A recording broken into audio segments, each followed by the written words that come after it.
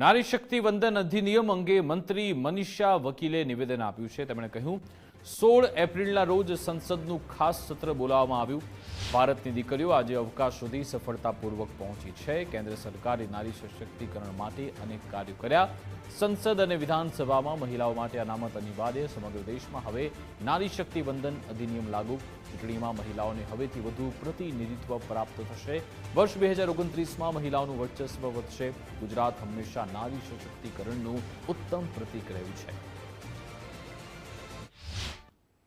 16 એપ્રિલથી યોજનારી આ ખાસ બેઠકના આયોજનથી વડાપ્રધાન શ્રી દરેકને સાથે લઈને ચાલવાની પ્રતિબદ્ધતા ફરીથી વ્યક્ત થઈ છે અને વડાપ્રધાનશ્રીએ હર હંમેશા માને છે કે જ્યારે મહિલાઓને આગળ વધવાની નિર્ણયો લેવાની અને નેતૃત્વ કરવાની તક મળે છે ત્યારે સમાજની પ્રગતિ થાય છે।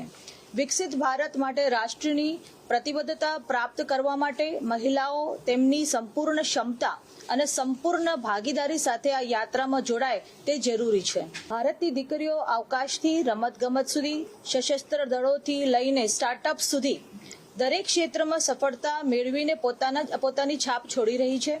આપણી સનાતન ભારતીય સંસ્કૃતિમાં તો નારીને હંમેશા પૂજનીય સ્થાન આપવામાં આવ્યું છે અને શક્તિ સ્વરૂપાની ઉપાસના આપણે ત્યાં ખૂબ મહત્વ છે।